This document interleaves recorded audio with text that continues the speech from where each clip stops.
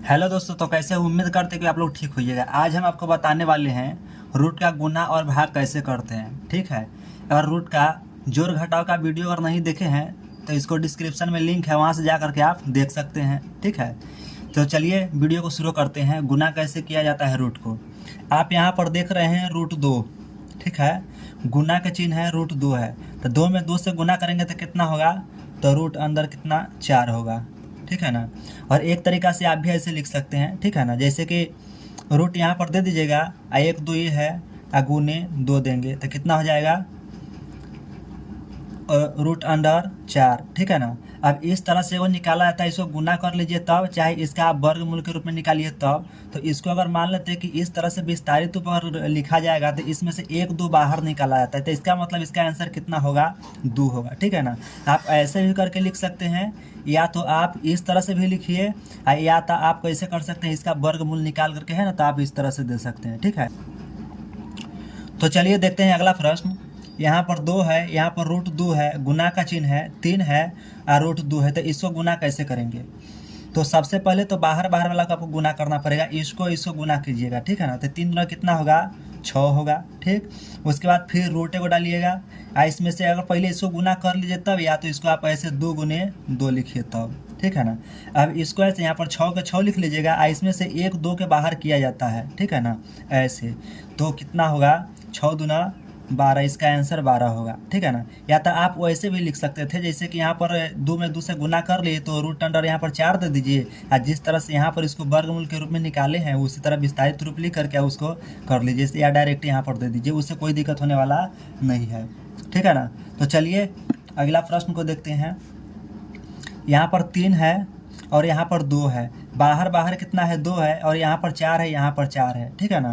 तो आप इसको इस प्रकार से गुना कर सकते हैं। तो सबसे पहले इस दोनों को बाहर वाला गुना कर लेंगे तो कितना होगा? 6। ठीक है ना। और 6 से गुना करने के बाद एगो रूट दे दीजिएगा। यहाँ पर 4 है और गुना में फिर 4 कर लीजिएगा। ठीक है ना।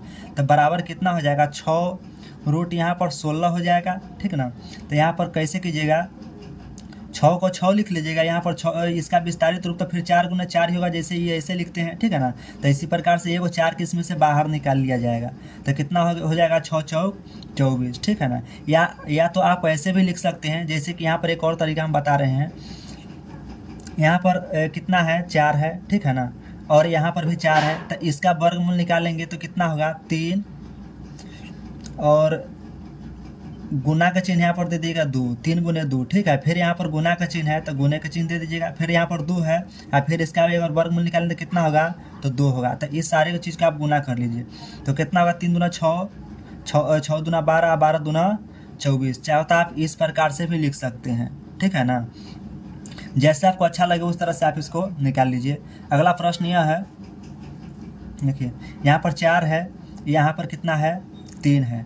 तो सबसे पहले 4 के पहले इसका हम अलग तरीका से बना रहे हैं। देखिए इसको कैसे बनाते हैं। पहले यहाँ पर 4 लिख लीजिए, इसका विस्तारित रूप लिख लेंगे 2 गुने 2। ठीक है ना। गुना का चिन्ह तो गुना का चिन्ह, यहाँ पर 3 दे दीजिएगा। यहाँ पर कितना है? 3 गुने 3 कर देंगे तो 3 3 9 हो जाएगा, 2 दूना 4 हो जाएगा यहाँ पर। ठीक है ना। अब इसका भी क्या करना है? यहाँ से 4 ले लीजिएगा यहाँ। ठीक है। इसमें से ए ओ के बाहर कर लेंगे तो 2 को बाहर कर लिए यहाँ से। ठीक है ना। गुना का चिन्ह है तो गुना का चिन्ह दे दीजिएगा। यहाँ से ए 3 को बाहर कर लीजिएगा। 3 3 कितना हो जाएगा? नहीं सॉरी, यहाँ पर 3 है, यहाँ पर 3 है, दोनों में से एक 3 को बाहर आप कर लीजिए तो यहाँ पर 3 लिखा जाएगा। यानी कि 4 के यहाँ दोनों एक में से एगो यहाँ लिख लीजिए।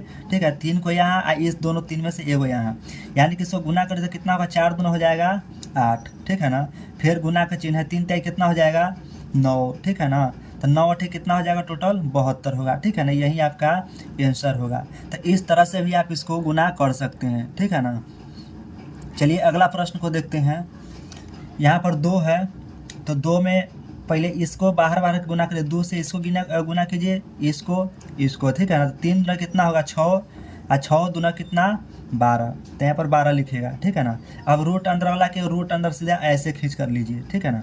अब यहाँ पर जो संख्या इसमें लिखा है टोटल की रूट के भीतर वाला को बाहर इसमें रूट के अंदर कर लीजिए। यहाँ पर 2 गुने 3 गुने यहाँ पर कितना है? 5 है। ठीक है ना। अब इसको गुना कर देंगे तो 12 के 12 आप यहाँ पर लिख लीजिएगा। ठीक है ना। रूट अंडर यहाँ पर दे दीजिएगा। 3 दूना 6 और 6 5 कितना हो जाएगा? 30 हो जाएगा। इस तरह से आप इसको लिख सकते हैं। समझ गए? तो चलिए यही आपका आंसर हो जाएगा। तो अब आते हैं भाग पर। देखिए इसका भाग कैसे बनाते हैं। तो भाग में कोई भारी नहीं, बहुत ही आसान है। यहाँ पर आप देखिए कितना है, √3 है, √3 है। तो जैसे किसी भी चीज़ को अगर भाग देने के लिए तो उसको बट्टा में लिखा जाता है। जो भी चीज़ बट्टा में लिखा जाता है उसका मतलब क्या होता है, भाग ही लगाया जाता है। तो इसको भी चाहे तो हम बट्टा में लिख सकते हैं। जैसे कि इसको पहले ऊपर लिख लीजिए, ठीक है ना। √3 है तो √3 लिख लेंगे, ठीक है ना। और इस इधर कितना है, ये भी √3 है, तो ये भी √3 के ऐसे लिख लीजिएगा। इसको हम आपस में क्या करेंगे, काटेंगे। इस तरह से ऐसे काटेंगे तो बराबर एक आंसर आ जाएगा, ठीक है ना। तो आप ऐसे भी लिख कर काट सकते हैं।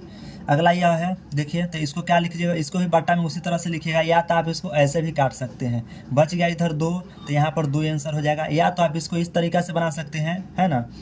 2√5 कीजिए, ठीक है ना। और यहाँ पर कितना है, √5। अब इस वाला से इसको काट देंगे तो बच गया 2, तो यही 2 बराबर आंसर, ठीक है ना।